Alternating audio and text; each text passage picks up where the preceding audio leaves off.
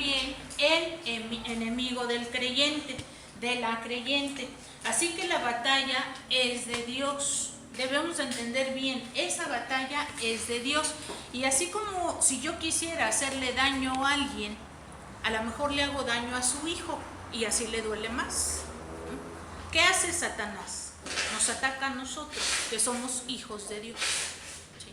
Y entonces él nos ataca a nosotros. ¿Y qué es lo que nosotros como hijos tenemos que hacer? No pelear nosotros solos. Llamar al Padre para que pelee con nosotros. ¿Sí? ¿Satanás nos vence? Sí, sí nos vence a nosotros. Pero Satanás a Dios no lo ha vencido, sino Satanás ya venció. Dios ya venció a Satanás. ¿Sí? ¿Qué pasa cuando Satanás me quiere atacar a mí? Tengo que ir a llamar a mi Padre Celestial y dejar que mi Padre venza y me recuerde, ya lo vencí. ¿Cuál es el problema? Ya lo vencí. No te aflijas, no te atormentes. Él ya está vencido y tú estás conmigo. ¿Sí? Quiero recordar un poquito que veíamos cuál es la manera que le ha surtido efecto a Satanás de atacarnos. Y lo sigue haciendo, y lo sigue haciendo, y lo sigue haciendo desde que encontró a Eva y a Adán en el Edén. Satanás lo que trata siempre es de impugnar el carácter y la credibilidad de Dios. Lo que quiere es que nosotros digamos, pues, ¿sí será tan fuerte Dios? ¿Sí será que lo venció? ¿Sí será cierto que yo soy creyente? ¿Sí será cierto que el Espíritu Santo está conmigo? Y la credibilidad de Dios. A ver, Dios te dice que hagas esto. Pero ¿y si no se puede? Dios dice que obedezcas a tus padres. Sí, pero ¿y si mi papá abusa? Dios te dice que te sometas a tu esposo. Pero si él abusa. ¿Sí? Dios dice que ores por esto. No, pero ¿y si no? ¿Sí? Dios dice que Él se va a ocupar de tu vida, que comas, que vistas. Pero es que ¿y si no? ¿Sí? Satanás siempre mete la duda acerca de las promesas y de lo que Dios dice. Trata siempre de crear problemas y conflictos para dificultarnos la vida. Satanás no puede tocar nuestra vida espiritual, pero sí mueve circunstancias.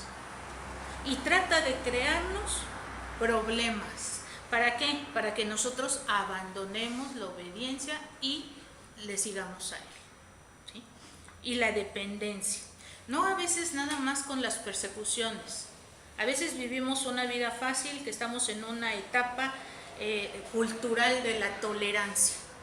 ¿Tú quieres creer en Dios? Pues síguele, ¿no? Yo quiero creer en otras cosas, respétame, no te metas. ¿Sí? Y a veces se vuelve fácil ser cristiano, ¿no? ¿Sí? Y a veces el cristianismo siempre carece de esa fuerza cuando no es una vida aceptable. Que no es donde yo le diga a la persona, sabes que esto que estás haciendo no, Dios dice que así debe de ser. Pero cuando estamos en la tolerancia, pues que cada quien haga lo que quiera, que no se metan con mi fe. ¿Sí? Y ya, yo tampoco me meto con ellos, yo no predico, yo no digo nada, yo no digo esto, Dios dice que está mal. Satanás ataca al creyente por medio de la confusión y de falsas doctrinas. A veces se meten muchas falsas doctrinas y yo digo, esto es del creyente, esto es de Dios. No. Tengo que tener mucho cuidado porque Satanás no llega, y yo les comentaba, ojalá que sí llegara todo rojo con trinchete, con cuernos, ¿no? Porque mejor lo veo y me asusto. No, Satanás llega tranquilito. Nunca dice, oye, no le creas a Dios. Nada más dice, ¿esto será posible? Este pedacito. Entonces me voy con la idea, sí, esto es de Dios, pero hay un pedacito que eso no es de Dios. ¿Sí? Nos confunde. Ataca al creyente estorbando en nuestro servicio a Dios. Cada vez, hermanos, que ustedes decidan tener una vida fiel al Señor y servir al Señor, Satanás va a estar ahí. No le gusta a los cristianos fieles, no les gusta que se predique su palabra, no le gusta que haya un servicio. Él va a estar ahí. Cada vez que Satanás ataca, ocasionando divisiones. ¿Ya viste? ¿Ya viste el hermano lo que piensa? ¿Ya viste aquel lo que dice? ¿Ya viste? Causando divisiones. Acuérdense que el Señor Jesús siempre dijo, en cuanto haya problemas, reconcíliate así, ¿sí?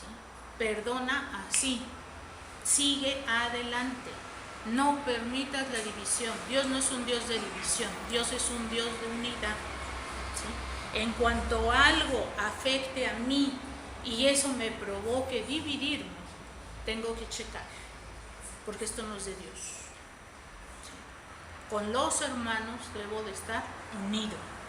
¿Se acuerdan que el Señor en Getsemaní eso pidió? Señor, que sean uno como nosotros. ¿Sí? Satanás ataca al creyente persuadiéndolos de que confíen en tus propios recursos. ¿Para qué molestas a Dios si tú tienes dinero? ¿Para qué molestas a Dios si tú tienes talento? Si tú puedes, tú organiza, tú haz. ¿Sí? Hay ocasiones en que uno dice, si yo ya conozco la Biblia, ¿ya para qué la leo? Ya me la sé. Yo he vivido desde chiquita en la iglesia, ya me lo sé. Y ya sé que esto sí funciona o esto no funciona. Mejor, ¿por qué no ahora hacemos esta otra cosa? Sin consultar ni la palabra ni en oración. ¿Sí? Satanás ataca al creyente llevándonos a la hipocresía. Nos preocupamos más por nuestra reputación que por lo que dicen del Señor.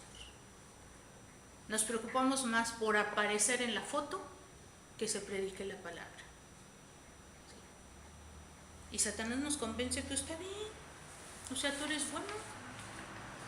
Satanás ataca al creyente llevándonos a la mundanalidad, seduciéndonos, para que la iglesia se conforme al mundo y no el mundo a la iglesia. Traemos al mundo a la iglesia y no llevamos la iglesia al mundo. Y entonces lo que le preocupa al mundo, lo que siente el mundo, lo que quiere el mundo, se vuelve parte de nuestra iglesia. Y la iglesia es la que tiene que salir al mundo. Todo lo del materialismo, toda la indulgencia, la tolerancia, la complacencia, el hedonismo. Tú tienes derecho a ser feliz, tienes derecho a estar bien. El humanismo, el altruismo, nuestra equidad humana no es cosas que Dios quiere. Decía Juan, allá en primera de Juan 15:16, no ames el mundo ni nada de lo que hay en él. Si alguien ama al mundo, no tiene el amor del Padre, porque nada de lo que hay en el mundo, los malos deseos del cuerpo, la codicia de los ojos, la arrogancia de la vida, no provienen del Padre, sino del mundo. Satanás nos ataca llevándonos a desobedecer la palabra de Dios, a vivir de manera inmoral en lugar de la manera en que Dios ha dictado, de mentir en lugar de hablar verdad, de odiar en lugar de amar, de codiciar en lugar de estar contentos con lo que tenemos, de vivir por vista en lugar de vivir por fe, de guardar rencor en vez de perdonar, de impartir nuestra propia justicia en lugar de buscar la justicia de Dios, de creer que los seres humanos son buenos y justos en lugar de ver su condición de pecado y la necesidad que tienen de Jesucristo en sus vidas. No podemos saber cuándo, dónde, cómo nos va a atacar el enemigo. Por lo tanto, necesitamos tener puesta la armadura que Dios proveyó para nosotros, para poder atacar en su momento y defendernos. Pablo mencionó esto y nos dijo que teníamos un cinturón de la verdad. ¿Qué es lo que nos sostiene y sujeta? La verdad de Dios. Llevar la verdad. ¿Y qué es esto? Hacer lo correcto. Hermanos, en todo momento, desde que abrimos los ojos, estamos tomando decisiones. Siempre estamos tomando decisiones. Y a veces decimos, ¿qué decido? ¿Qué decido? La palabra nos dice siempre, decide lo correcto a los ojos de Dios. no lo que yo creo, no lo que yo pienso, no lo que me merezco, no lo que me gusta, no lo que quiero, no por lo que siempre he luchado. Decidir lo correcto a los ojos de Dios. ¿Qué es lo correcto? Y eso es lo que tengo que decidir. Esto demanda una vida de obediencia fiel, demanda una constancia, una tenacidad todo el tiempo. ¿Sí? Acuérdense la gran batalla que pasó con Elías. Y cuando Elías se va, siente que está solo. Dice, ya nada más quedo yo y me van a matar. La gran batalla que el Señor libró cuando es bautizado y viene el Espíritu y dice, este es mi hijo. Y luego se va al desierto y tiene la tentación. Todo el tiempo tenemos que estar dependiendo de Dios. ¿Cuál es mi decisión? ¿Qué debo decidir? Lo correcto ante los ojos de Dios. Debo de tener una coraza de justicia, ¿sí? ¿Qué es? Envolverme en la justicia de Dios. Vivir en obediencia diaria y a cada momento, ¿sí? ¿Cómo sé que estoy viviendo con esta coraza de justicia? Lo primero que se ataca cuando yo no vivo así es mi gozo. Cuando yo no estoy gozoso, cuando yo no tengo ese gozo del Señor, tengo que dar vuelta y ver qué está pasando. ¿Sí? Si yo me siento gozosa, ¿sí? Con el gozo del Señor, es que voy bien. Ojo, no depende de las circunstancias, no depende de las situaciones, no depende que oí en el noticiero que todo está arreglado y que todo es felicidad. No, el gozo viene del Señor. Y entonces yo no tengo gozo, ahí está faltando obediencia, ¿sí? La falta de obediencia trae falta de gozo, ¿sí? Cubrirnos con la justicia de Dios redunda en una vida santa y en una vida con gozo. Calzados los pies con el apresto del Evangelio. Les comentaba que hay varios autores, dicen, no se trata de la evangelización, porque aquí está hablando cómo me cubro contra Satanás. Lo que está diciendo es que el Evangelio me está diciendo que es la paz verdadera que ahora tengo con Dios. Estoy en paz con Dios, ¿sí? Tengo paz con Dios y debemos de estar firmes en esa paz y en ese amor que el Señor nos ha dado. Cada vez que Satanás viene a atacarme, mis pies están firmes en el terreno porque yo tengo paz con Dios. No puede venir a atacarme, él ya está derrotado. Ya está derrotado. Mi paz es porque Dios y yo estamos en paz. Yo les decía del himno, que dice que desciende el Señor con su gran majestad. Y dice el autor del himno, aleluya, estoy bien con mi Dios. ¿Se imaginan qué momento tan maravilloso? Veo descender al Señor Jesús y yo digo, aleluya, estoy bien con Él. Viene por mí. Esto es lo que nosotros debemos estar. Cada vez que viene Satanás, yo estoy bien con mi Dios. Estoy en paz. Y tú no puedes hacerme nada. Tenemos 3 cosas que dice que las tenemos que tener listas para este ataque. El escudo de la fe. ¿Cuál es nuestro escudo? La confianza total en Dios, la fe. Y la pregunta, hermanos, que tenemos que hacer, ¿le creemos a Dios? ¿Sí? Porque si creemos, no hay angustias, no hay ansiedades, no hay preocupaciones. Dios está con nosotros. La fe cristiana es poderosa y es efectiva, no por nosotros, porque el objeto de la fe es Cristo. ¿Sí? Por eso es poderosa y por eso es efectiva. Les comentaba yo que es dejarnos caer en Dios. Esa es la fe, dejarnos caer, ¿no? Y cuando uno está chiquito y confía porque ve que su papá y su mamá son buenos y siempre nos dan lo mejor, y cuando uno está chiquito nosotros nos podemos caer hacia atrás porque sabemos que está papá o mamá y nos van a recoger. Ya cuando somos más grandecitos nos hacemos más desconfiados, ¿no? Y entonces ya volví, no te vayas a quitar, pero no me dejo, ¿no? Me quiero aventar, pero sostenerme. ¿Sí? La fe, hermanos, es dejarnos caer en el Señor. Soltar todo nuestro peso, soltar todo nuestro agobio, soltar toda nuestra ansiedad, ¿sí? Y caer en Él. ¿Sí? Yo luego comento, yo tengo mucha fe, pero cuando veo las cosas, mi fe se hace más, hasta que las veo. No, la fe en el Señor es no de vista, es creerle en las promesas que ha dado. El casco, el yelmo de la salvación, los golpes de Satanás, como cualquier golpe de los que nos quieren destruir, va a la seguridad y certidumbre que yo tengo en Jesús. Lo que me ataca son los pensamientos. Lo que me ataca va a buscar por todos los medios de detener nuestro caminar con Dios, de desanimarnos, de disuadirnos, de hacernos recordar las derrotas que tenemos, ¿sí? De hacerme recordar los peligros. A ver, tú te entregas a Dios y si te manda de misionero a Siria, no, mejor no te entregues. ¿Sí?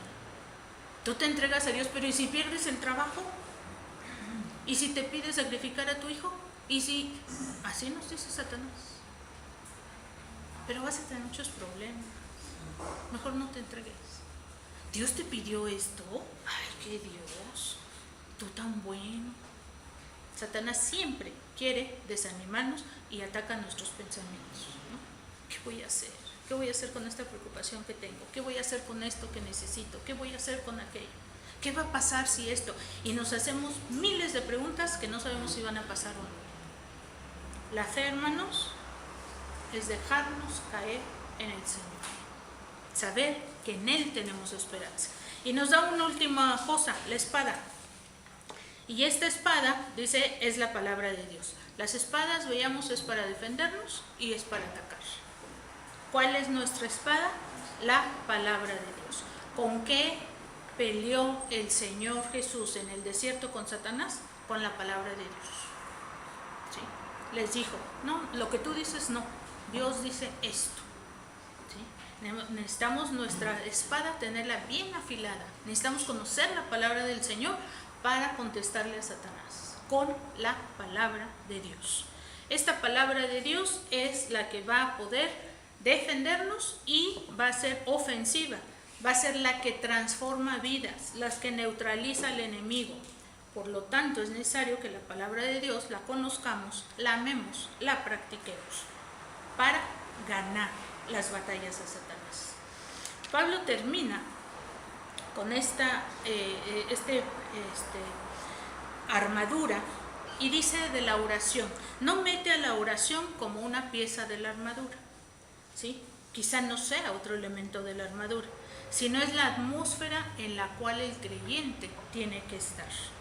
¿Dónde hallamos la fortaleza, hermanos? En la oración. ¿Dónde hallamos el apoyo para seguir adelante? En la oración. ¿Dónde hallamos la sabiduría? En la oración. El soldado cristiano, con toda esta armadura, con llevar bien puesto el yelmo, la coraza, el cinturón, la espada, el escudo, necesita la oración. Recordemos en la carta del apóstol Pedro que dice: sed sobrios y velad. Vuestro adversario, el diablo, como león rugiente, anda alrededor buscando a quien devorar, al cual lo tienen que resistir con fe. Sí. Pablo termina esta lista diciendo: necesitamos la oración. La oración es importante, pero el contenido también es importante. Cuando oramos, ¿qué oramos? ¿Damos honra y gloria a Dios? ¿Por qué cosas damos gracias? ¿Damos gracias? Porque a veces se nos olvida dar gracias. ¿Qué pedimos? ¿Cuál es el contenido de nuestras oraciones? Y luego también, ¿por quién pedimos? Seguramente pedimos por familiares, por amigos, por amigas, por nosotros, por hermanos o hermanas de la iglesia, ¿sí? Por conocidos. ¿Y ahora qué pedimos? Algo que siempre pedimos, a lo mejor es por salud, es por trabajo, es porque se solucionen nuestros problemas, es por consuelo, es por bienes materiales. En este pasaje que dice Pablo, nos dice que la idea, sí es pedir por familiares, sí es pedir por amigos, sí es pedir por hermanos de la iglesia, sí es por nosotros. Lo que cambia en este pasaje es qué pedimos. Pablo menciona que debemos de estar atentos a la oración para pedir que resistamos las acechanzas del diablo, para recordar que tenemos una armadura. No la debemos de tener guardada en nuestro closet, la debemos de traer puesta, para recordarnos que la batalla es de Dios y es Él el que pelea y es Él el que ya venció, para recordarnos que su palabra es la espada con la que nos vamos a defender y con la que vamos a atacar, para recordarnos que somos salvos, que estamos en paz con nuestro Dios. ¿Cuánto tiempo ocupamos en pedir por lo que creemos que necesitamos, por lo que queremos, por lo que consideramos justo, porque estemos bien, a nuestro entender que es estar bien? ¿Cuánto tiempo gastamos en oración? Pablo también ya nos dijo en Efesios que tenemos el trono del Señor libre acceso. Todo el tiempo que queramos podemos, el Señor no se duerme. Podemos ir en la noche, en la madrugada, en la mañana, a mediodía, a todas horas. El Señor está en su trono y podemos ir. ¿Cuánto tiempo gastamos en oración? ¿Cuánto tiempo ocupamos en pedir al Señor que venga a su reino y que se haga su voluntad en la tierra como se hace en el cielo? Pablo, cuando continúa con este tema de la oración, después dice que quiere que oren por su ministerio. Él también tiene muchos conflictos espirituales. ¿Sí? Él pasó muchas cosas para que no predicara. ¿Sí? En su propio cuerpo y en todas las circunstancias. ¿Cuántas veces lo dieron por muerto? ¿Cuántas veces lo apedrearon? ¿Cuántas veces lo persiguieron? ¿Cuántas veces se tuvo que esconder? Y fíjense, acuérdense que cuando está escribiendo Efesios está en la cárcel. Y él no dice, ay, para que ya sea liberado, para que me den otra clase de comida, para que pueda ya salir y verlos, para que mi familia venga a verme, para que me traten bien. ¿Sí? Él les dice, oren por mí, para que predique como debo de predicar, que el Señor me use. ¿Sí? Él era uno de estos santos por los cuales se debería de orar constantemente. Él es uno de los creyentes que Satanás ataca, a los que quiere callar, a los que quiere desanimar. ¿Sí? ¿Por qué? Porque Pablo quería ser fiel a su Señor. El pasaje que vemos aquí en 18 al 20 nos habla de una clase de oración. ¿Cuál es la clase de oración? En la versión 60 dice con ruegos y súplicas. En la oración de la Nueva Versión Internacional dice con peticiones y ruegos. ¿Sí? Acá el término griego para oración era como peticiones generales y el de súplica o el de ruego era para peticiones específicas. ¿Cuál es la frecuencia de la oración? Dice a toda hora, en todo tiempo. Si yo les preguntara, hermanos, ¿cuántas veces al día necesitamos la presencia del Señor? ¿De qué horas a qué horas necesitan la presencia del Señor? Todo el día. Todo el día tengo que estar en comunión con mi Padre. ¿Sí? En comunión con mi Padre. ¿Sí? Hemos visto y veíamos, es que hay peligros en esta zona, es que hay peligros. Y yo digo, no, ya ni siquiera desde que salgo de mi casa, en mi misma casa hay peligros. ¿Sí? Hay peligros. Y uno empieza a pensar en las hijas, en las sobrinas, siempre hay peligro. Y los hombres no pasan peligros. ¿Sí? Y los más mayores que no son muchachitas no pasan peligros. Necesitamos estar en plena comunión con el Señor. ¿Sí?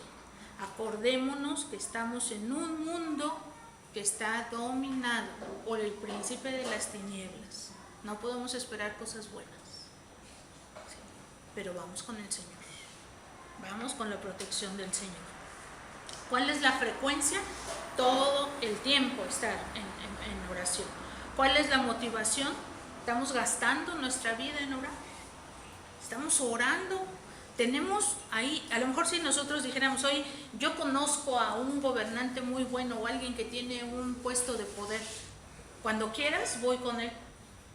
Ay, pues nos sentimos contentos, ¿no? Ay, ya sé, ya tengo aquí alguien.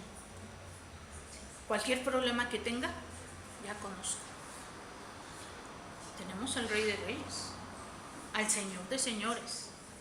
Tenemos a Dios sentado en su trono, esperando que vayamos. No podemos dejarlo para mañana, para el rato, tenemos que estar constantemente yendo allá. ¿Cuál es el poder de la oración? Dice Pablo, en el Espíritu. Oren en el Espíritu. ¿Qué significa orar en el Espíritu? Yo tengo que orar en el nombre de Cristo. Orar de manera coherente con su voluntad, de manera armoniosa con el Espíritu. Si yo no soy creyente, yo no puedo orar en el Espíritu porque no tengo el Espíritu. ¿Sí? Pero tengo que orar conforme a la voluntad de Dios, no a lo que yo quiera, es a la voluntad de Dios. ¿Sí? Dios no es un mago ni es un adivino, ¿sí? Que yo voy y le pido y Él me da. ¿Sí? Él es el Señor. Yo tengo que pedir conforme a lo que Él quiera. ¿Sí? Y lo que Él quiere es establecer su reino en esta tierra. Entonces yo tengo que orar de acuerdo a que Él establezca su reino en esta tierra. El centro no soy yo ni mis peticiones. El centro es el Señor y su voluntad. Y ese es el poder para contestar las oraciones. Pedir conforme a su voluntad. ¿Cuál es su método de oración? Dice, velando con toda perseverancia y súplica. Perseverar es asiduo, es constante, es con tesón. Y orar de forma específica. ¿Sí? En esto se ha puesto mucho ejemplo con los niños. ¿Sí? Los niños nunca dicen, ay papá, yo quiero que me hagas feliz. Ay papá, yo quiero que me des lo que necesito. Los niños nunca hablan así. Los niños dicen, quiero este juguete, quiero esta bicicleta, quiero que me cargues, quiero que me des un beso. Debemos de ser específicos. ¿Qué queremos? ¿Qué estamos pidiendo? ¿Qué le pedimos al Señor? Hermanos, Dios contesta las oraciones, ya nos dice el pastor. ¿Por qué oramos? Porque Dios contesta.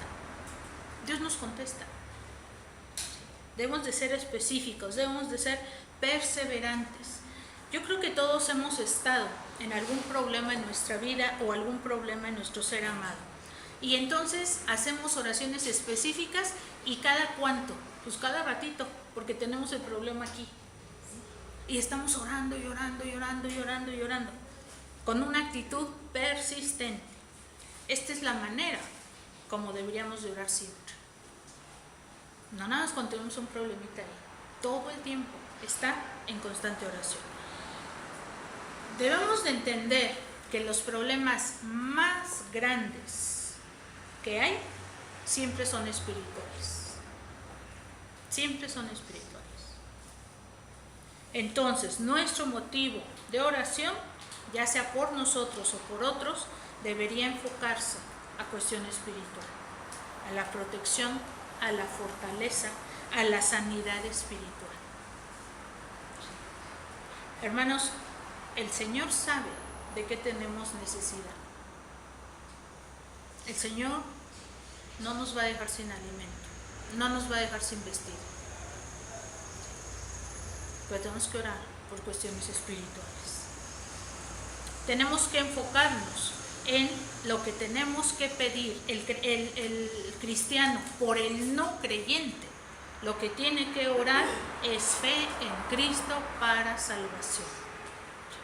El problema más grande del no creyente es que no conoce al Señor. Ese es su problema. Y como creyentes tenemos que estar orando porque conozcan a Cristo como su Señor. ¿Y qué debemos de orar para el creyente? Mayor dependencia de Dios. Sí. Decía la hermana Angélica que ella está orando por su hijo y pide ayuda por su hijo. ¿Y qué tenemos que hacer, hermanos? Estar orando porque Él depende del Señor.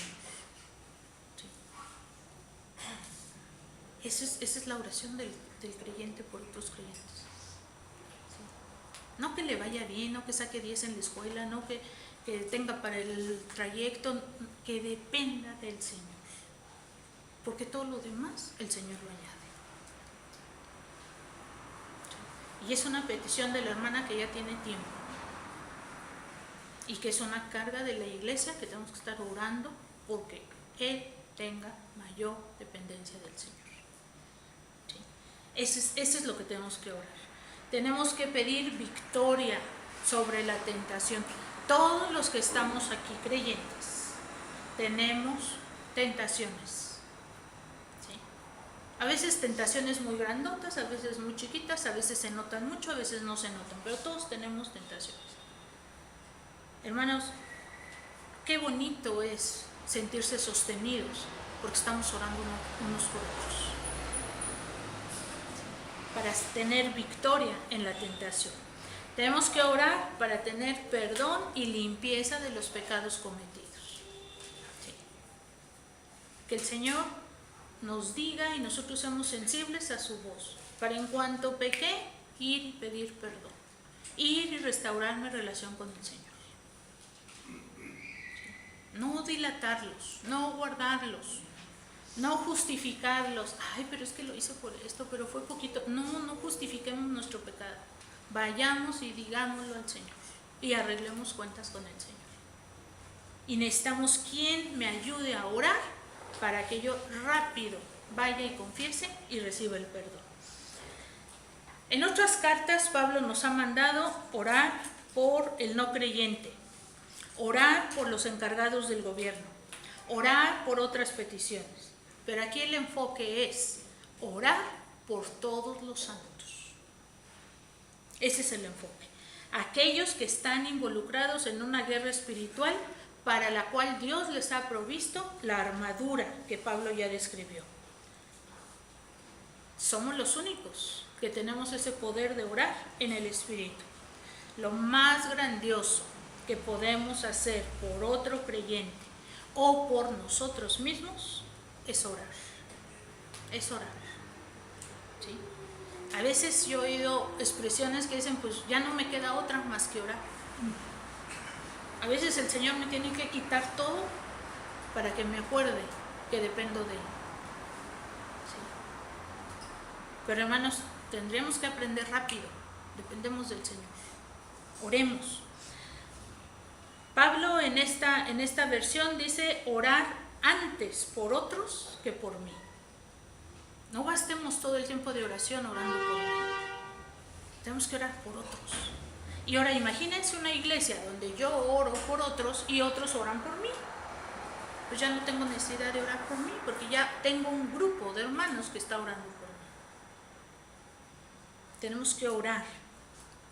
Y hermanos, orar por necesidades espirituales antes que las necesidades físicas. El Señor prometió que no nos va a dejar ni a desamparar. Nos va a dar la comida, nos va a dar el sustento, nos va a dar el vestido. Oremos por cuestiones espirituales. Solo ocuparnos de nosotros y de nuestros problemas nos enferma. Ocupémonos en orar por otros, en la gracia de Dios. Pedirle a Dios bendiciones para otros. Aquí en la misma carta de Efesios nos había dado un modelo de cómo orar. Nos había dicho que tenemos que dar gracias a Dios. Nos había dicho que pidamos espíritu de sabiduría y de revelación. En el capítulo 1 está esto, para conocer mejor a Dios. Nos dice que pidamos porque sean iluminados nuestros ojos del corazón para comprender qué significa la esperanza en Dios, para saber cuál es la herencia que tenemos como santos, para comprender cuál es el poder de Dios en nosotros. En Efesios 3 nos dice también: oren porque su hombre interior se renueve por el Espíritu. Salud. Oren porque la presencia amorosa de Cristo, entendamos cuáles son todas las dimensiones del amor de Cristo. Oren por la plenitud de Dios en el creyente. Estas son las oraciones y estas son lo que nosotros tenemos que estar orando, ¿sí? ¿Cuál es la situación espiritual de cada uno del creyente? Quiero leer en Mateo 26, cuando el Señor está en Getsemaní. Dice: luego fue Jesús con sus discípulos a un lugar llamado Getsemaní y les dijo: siéntense aquí mientras voy más allá a orar. Se llevó a Pedro y a los 2 hijos de Zebedeo y comenzó a sentirse triste y angustiado. Es tal la angustia que me invade que me siento morir. Les dijo: quédense aquí y manténganse despiertos conmigo.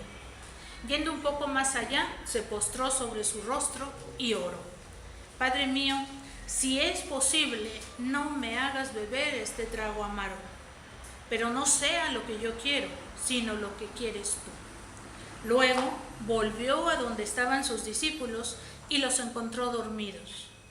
¿No pudieron mantenerse despiertos conmigo ni una hora? Le dijo a Pedro. Estén alerta y oren para que no caigan en tentación. El espíritu está dispuesto, pero el cuerpo es débil. El Señor desde Getsemaní dice: oren para que no caigan en tentación.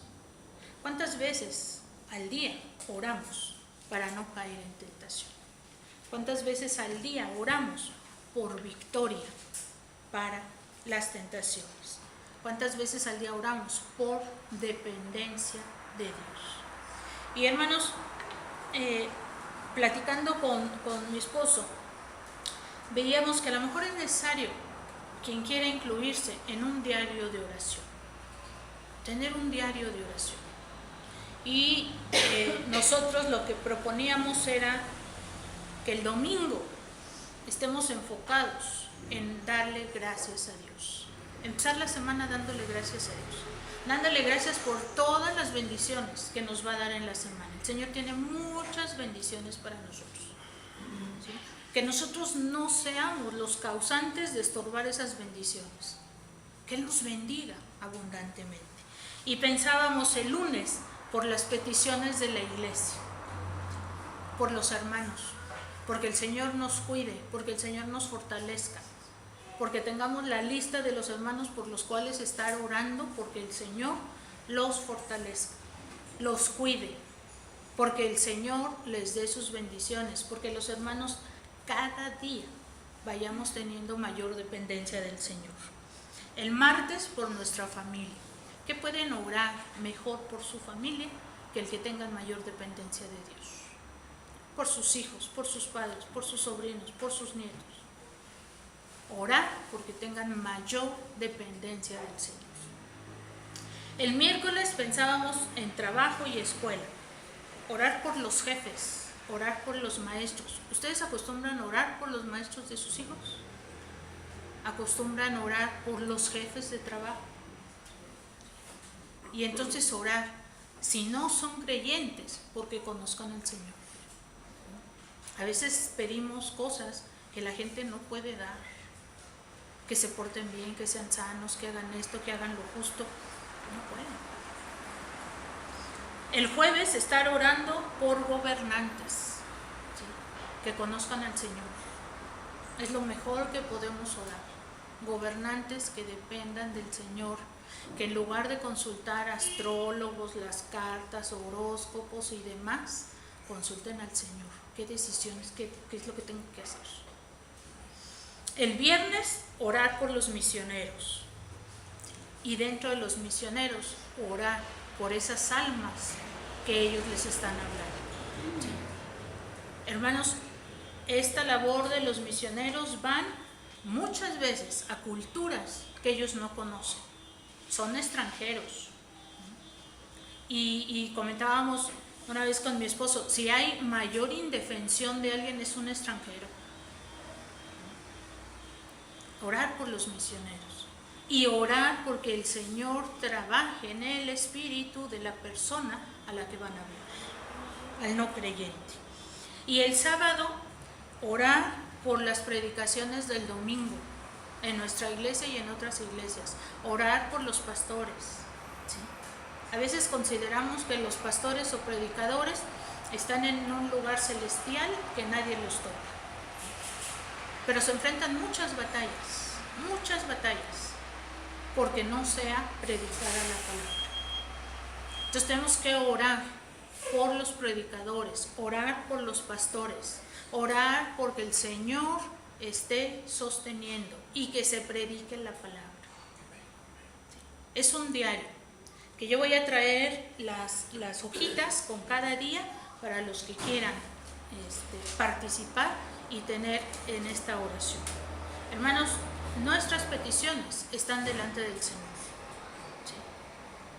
Busquémoslos, tengamos esta relación, conozcamos quién es el Dios que tenemos.